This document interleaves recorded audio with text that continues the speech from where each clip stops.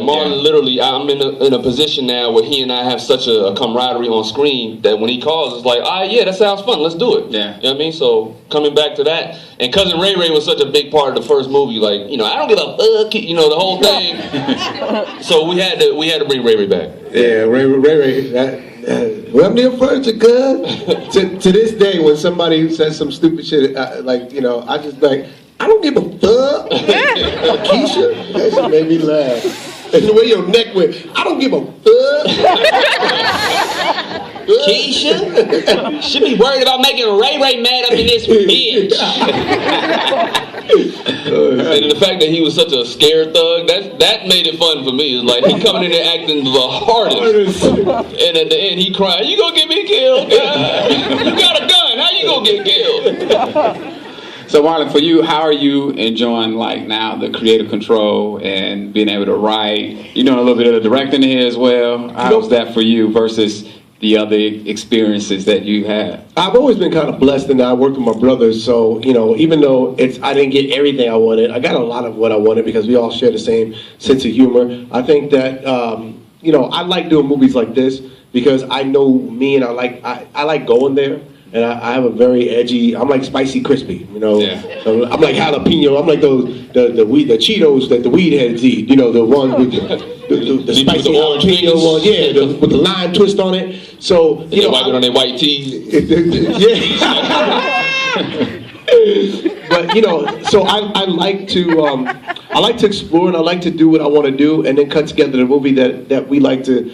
That we want, that we feel represents us and the personality the best. And I just want to create some funny stuff because fun R-rated stuff was coming up as a kid. You know, I grew up on really funny R-rated movies, and for the years they don't go there no more. You know, and now with the internet, they go there on the web, but they don't go there in movies. So I want to give the audience and the teens something to fuck you guys up for later on in life.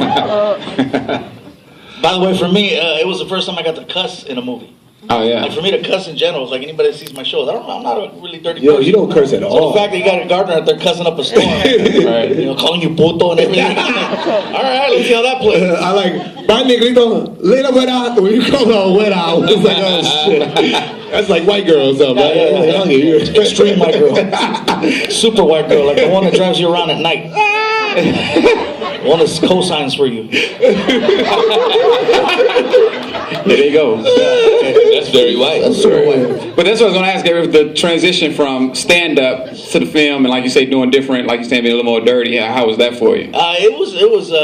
I'm not gonna lie. First week I was kind of like, ooh, I was nervous. This guy right here pushed it. He's like, man, what are you're wasting your time? Well, not wasting your time, but you could be doing movies. And I'm like, man, I don't know. You know, I was scared. I was really, really scared. And I was like, dude, you're way too funny to be scared about doing anything. Yeah. All you got to do is be, and trust me, you're gonna come off in this movie. You're gonna be fine, and it's okay to curse. Blame it on me. Right. I was like, it's not you, it's me. You know. So, but when he got there, then he just starts improv. He's a natural. Yeah. Gabe is a natural, and I'm sitting there going, dude, I hope you see the huge star that you are, because you actually really are. And I can see him, you know, doing lots of movies and having his own brand of movies. Yeah, you know, I was just happy to be like, I put that dude on, man. Hey, Gabe, let me a peso, nigga. What's up?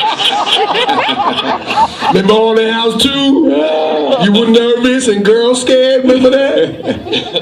Because the transition is very different. Because it's like as a stand-up comic, you used to instant feedback. Right. You crack a joke, you know whether it's funny or not right then and there. Right. Versus right now, I'm sitting down going, I hope they laugh. now you're in here in the room and you can see what's what worked or what didn't work. It's like you wait a year for that laugh. You wait a year for that laugh. You wait a year to get the laugh. So is that the same thing for you? Well, it's opposite for me, because Marlon is known for driving you. If he believes in you in anything, because I'm doing the opposite of Fluff. I'm going from film back to stand-up. Okay. Like this year. So Marlon was like, nigga, you better go out there and get that money, nigga.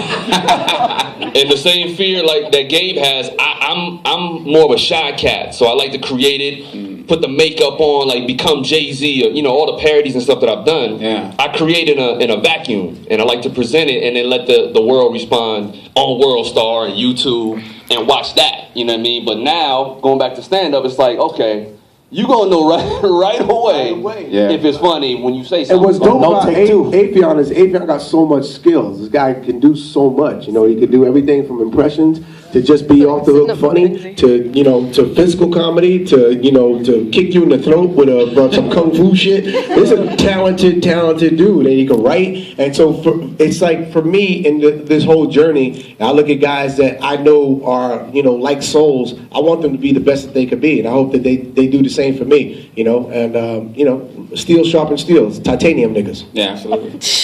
Did you want to take a couple from there? No, really, no, joking. Yeah. Yeah, definitely. I love you guys. Did anyone have a question? Yeah, this nigga stood up over there. Look at me first, huh? Hey, right here, my nigga. Got a question, my nigga. Look how tall nigga is. He almost hit his head on the ceiling like that. Look how tall he is and how short his sweatsuit is. Look at that. Touch your belly in, my nigga. Yes, sir. Oh, thank you, brother. Quick question. What's the biggest challenge that you face taking a concept and an idea and turning it into an actual business, a successful brand? Well, it's always going to be, the obstacle is always, you know, it starts financial, but the problems can all be solved through absolute creativity. And that's the beauty of what we do. You have to be creative. The first haunted house, we did it for $1.7 million. Like, there's student films that have bigger budgets than that. That's like Batman's lunch. It was fucking $1.7 million. Like, Crash services. Yeah, we had nothing. Like, I ain't had no trailer. I don't be sitting up and, you know, making beats in my trailer. I'm on set. None of us do. We don't have no air conditioning. We gotta blow on each other like literally. But, you know, but if you do it and you love it, you will find the solutions. You have to make a way. Hollywood is a funny place. My brother always told me that, you know, you just gotta keep digging. And this is jail, right? This is what we're doing. This is Shawshank Redemption. Every day you gotta dig, and you just dig little by little, and one day, voila, you see daylight, and then you go with it. But it's about the digging in that process that makes it the journey special. You got to go in there. You got to bleed for it. The idea can easily come to fruition with hard work, dedication, discipline, and utmost belief in yourself. And, you know, when you hear no, that's actually 1,000 yeses. But if you're too busy hearing no, you're not going to be able to hear the yeses. You have to find a way around the no. And, you know, that's Sounds like my last diet. Sorry, man. But no, I also say You almost got religious right now. I'm motivational, man. Motivational. Yo, it's also a testament to your star power, though. Let's be real. I mean, Marlon is blessed with a legacy and a family name, so he could do a 1.5 movie because he's already had a track record. So if you have a project that you can get a star attached to, it's gonna get made. If me and Fluffy would have did it, we could have made it for 1.5, the first one, but it would have been on Redbox, like straight to Redbox. If it was just me and him off our star power, you know what I mean? But Marlon being who he is, but still having the vision to say, all right, I'm gonna put 1.5 up and flip it, but put my name in it. Put But let's say this: if you're doing a project and you can't get 1.5, if you get 50,000, my brother, when they did Hollywood Shuffle, they put 100,000 on the credit card. If you believe in yourself and you believe in it, they still ain't paying that shit back.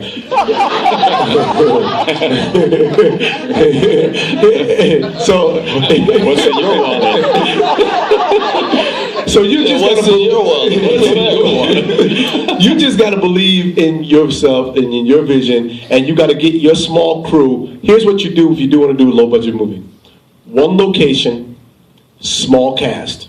And you can do in a controlled environment. You can do a movie in your home. It doesn't. It's weird nowadays. You can do it in an apartment. You and the bald dude that stood up earlier, you and him, y'all get together, For real.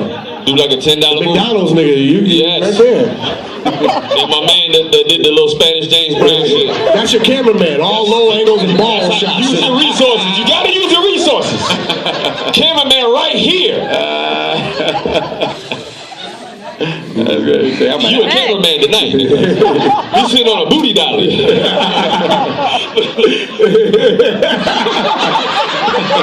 That slow Tarantino shot. How did he get That's that like that shot, man? Yeah. That's fine. All right. Was it another one? Right behind him? Local filmmaker, also a huge fan of all of you guys.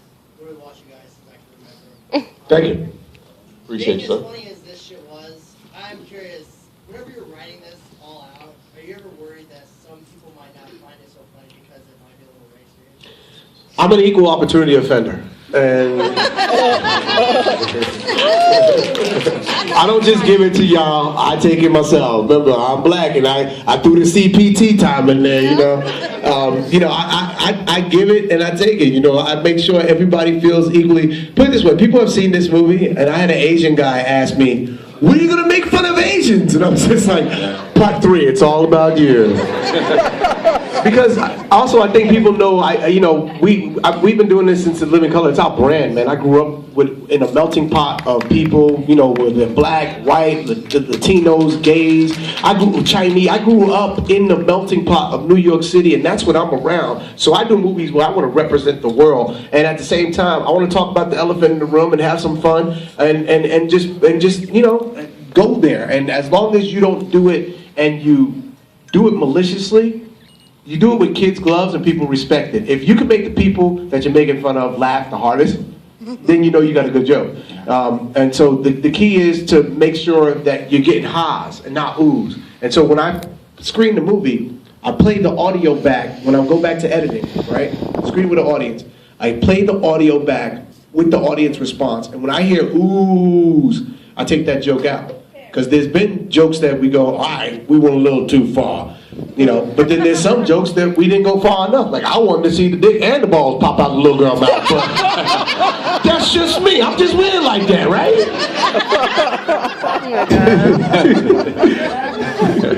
Hey, you should have made it black. What you should have done. Made her whole head explode. Hilarious. That's funny. What's up? It's all right. You right here? Yeah. Okay, I ain't been up against you. Okay, go ahead. Hey, that nigga might have a gun. You, sir. Go ahead. All right, look at you. Yes, sir. Yes, sir. Yes, sir. No, I got a question for you. And first question is, can I get a picture with you, Marlon? Second question. You better say yeah, bro. You better say yeah. You better say yeah. Second question, will you and Sean ever collaborate again? Me and Sean will definitely collaborate again. I miss working with Sean, man. But Sean like doing Sean. And Sean, you know, Sean will call me one day with an idea that's totally off the wall. Yeah, White Chicks too. Y'all really want me to wear the thong? I've been trying to push him to do White Chicks too. I told him, I said, I know how to write myself into the movie.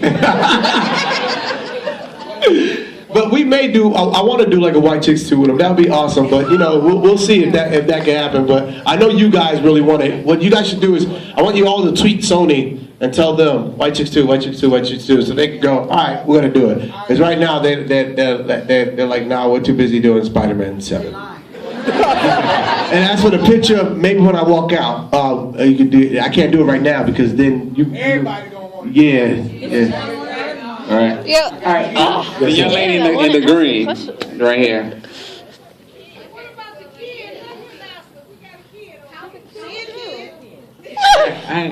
Relax. We're gonna get to everybody. We're gonna get to everybody. Yes, we are. We're gonna get to everybody. Yes. How was Annabelle with me? Well, she came on to me. That's what you guys didn't see. She was looking at me with those eyes like, and that said to me, come destroy this. Yeah, yeah, that just kind of happened. It wasn't written. You can't write that type of stuff. That type of shit just happens. I can't write Malcolm sits on doll's face. Cut 2, penis inserted into doll's wooden vagina. She screams. Like, man, you tore that up with a Cialis and a nail file. Hilarious. Where's the kid? They were saying The kid. right there. The kid. All right, go ahead. The kid.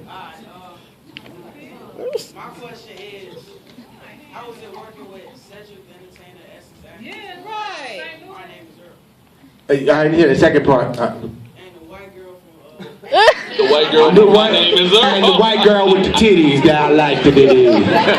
Oh my God. You know the one everybody want to fuck on. Oh, and Cedric. Cedric is awesome, dude.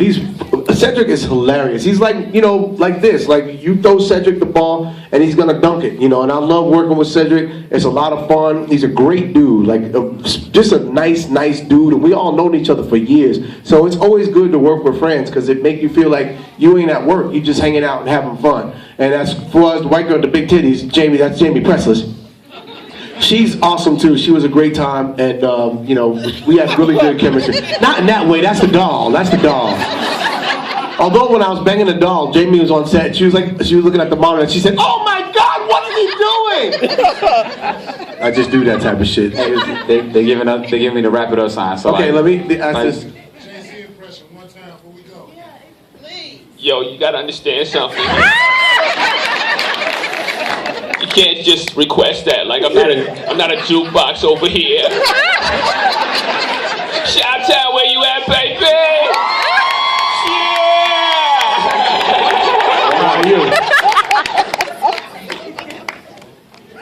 Yeah. He said, yo, this my brother, by the way. This is my version of Sean. Oh my God.